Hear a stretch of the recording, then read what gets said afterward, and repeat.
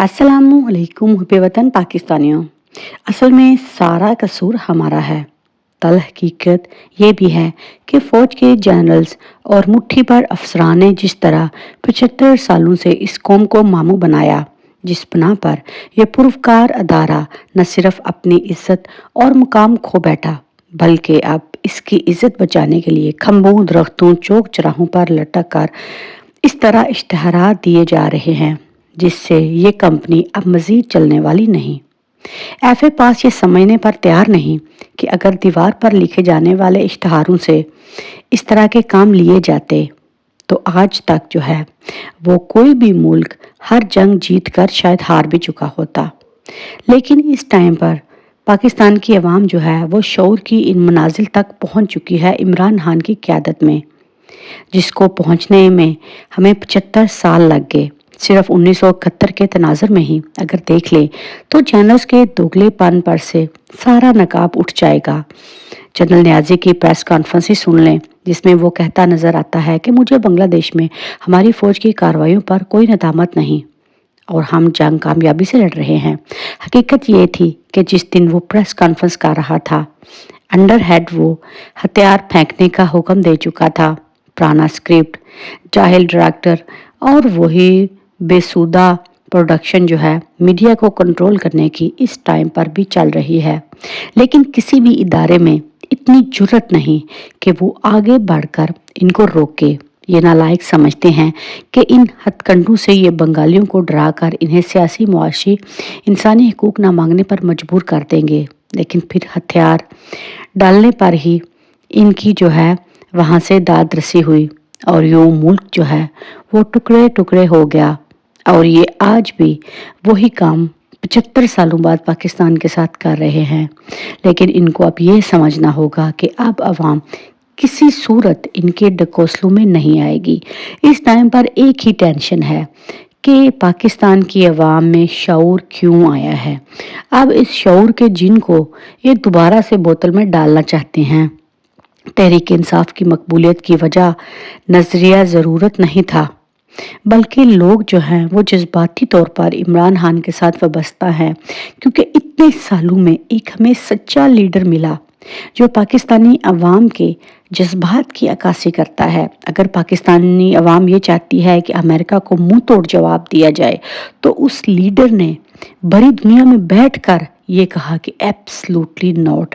असल में उसी दिन इमरान खान जो है उसको गिराने का फैसला कर लिया गया था और करने वाले हमारे अंदर से ही थे कि इस बंदे ने आज जुर्रत कैसे कर ली। अगर ये जुर्रत कर सकता है तो फिर हम पाकिस्तान की 23 करोड़ अवाम को कैसे बेवकूफ़ बनाएंगे। इसका मतलब तो सीधा सीधा यही था कि शऊर आ चुका है और इंशाल्लाह अब इस शऊर के जिन को दोबारा बोतल में कोई भी नहीं डाल सकता। इस टाइम पर हुकूमत जो है वो जो कुछ भी कर रही है, इंशाल्लाह अल्लाह के फजल करम से पाकिस्तान ना मिटने के लिए बना है। और ये तमाम किरदार जो हैं ये पूरी तरह बेनकाब हो चुके हैं। 100 मिलियन के 4 जनरल। अब एक नई जो है वो कहानी खुलने जा रही है कि नवाज शरीफ ने 2-3 बार जनरलों से पंगा लिया था। इन्होंने इसकी हुकूमत गिरा दी, जेल में डालकर नंगा करके छितर भी मारे। फिर इसको किसी ने मशवरा दिया, मियाँ साहब आपको नहीं पता कि रुपया हर दर्द का इलाज है। एक जनरल की कीमत 20 से 25 मिलियन डॉलर होती है। आप इस कीमत को अदा कीजिए, उसके बाद आपके लिए तमाम मुश्किलात हल हो जाएंगी।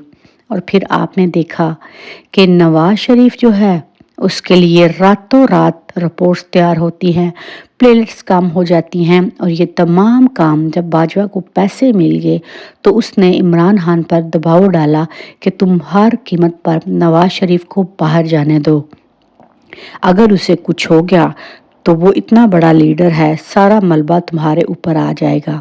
इमरान खान जो कि ये चालाकियाँ, चतुरपन कुछ भी नहीं जानता था, उसने बगैर सोचे समझे ये कहा कि ठीक है वो एक इंसान है, दुश्मनी یہ چیزیں میری، اس سے کوئی بھی نہیں، اگر اس نے ملک کا پیسہ لوٹا ہے تو ٹھیک ہے، اگر وہ بیمار ہے تو اسے جانے دیا جائے۔ تو اس دن وہ ڈیل جو ہے وہ کمپلیٹ ہوئی تھی، کیونکہ نواز شریف کو نظر آ رہا تھا کہ اب وہ اگر پھنس گئے تو کپتان دوبارہ سے وزیر اعظم بنے گا اور اس خاندان کا تختہ ہمیشہ کے لیے الٹ دیا جائے گا۔ اس کے بعد ایکسٹینشن کا معاملہ آیا تو سب نے قمرجیت باجوہ کو ووٹ دیا۔ نون لیگ سب سے آگے تھی۔ ایکسٹینشن کے بعد عمران خان کی حکومت کا تختہ الٹنا تھا، لیکن اس کے بعد کرونا وائرس شروع ہو گیا۔ نواز شریف نے کہا رک جاؤ، اور میڈیا کو کہا کہ عمران خان کے خلاف جو ہے وہ مہم تیز کر دو۔ پاکستان کی تقریباً ساری ایکسپورٹ جو تھی وہ مغرب کو کی جاتی تھی اور ساری امپورٹ چین سے آتی ہے، اسی لیے پاکستان کسی ایک بلاک میں شامل ہونا افورڈ نہیں کر سکتا تھا۔ پاکستان کو مغرب اور چین دونوں کے ساتھ اچھے تعلقات کی ضرورت تھی، لیکن اس ٹائم پر عمران خان کے تختے کو روک دیا گیا اور کہا گیا کہ یہ کرونا آئے گا، جس طرح کے حالات ہیں عمران خان جو ہے اس کی مقبولیت میں کمی ہو جائے گی۔ ہم نے باجوہ کو تو خرید لیا ہے، اب اگلا الیکشن جو ہے وہ ہمارا ہوگا۔ لیکن یہ لوگ یہ نہیں جانتے تھے کہ اللہ کی لاٹھی بے آواز ہے۔ 75 سالوں سے جو کردار چھپے ہوئے تھے، آپ دیکھیں کہ ایک سال میں وہ کس طرح بے نقاب ہوئے ہیں۔ یہ ہماری خوش قسمتی ہے کہ ہمیں پتہ چلا کہ ہمارے گھر میں چور اور چوکیدار کون ہے، ورنہ تو یہ سالوں لگ گئے ہمیں یہ سمجھنے میں کہ جن کو ہم مسیحا سمجھتے تھے اصل میں وہی ہمارے جو ہیں وہ قاتل نکلے۔ اس کے علاوہ چین اور سعودیہ کی طرف سے انتہائی سخت پیغام پہنچا دیا گیا ہے کہ عمران خان کو ہاتھ نہیں لگانا۔ امریکہ حالیہ بیانات کے بعد چین پاکستان حکومت کی کمزور روش اور خاموشی پر شدید برہم ہے، اور اس وقت پاکستان میں وہ لیڈرشپ چاہتا ہے جو انڈیا اور امریکہ کے خلاف مضبوط اصولی موقف اپنائے۔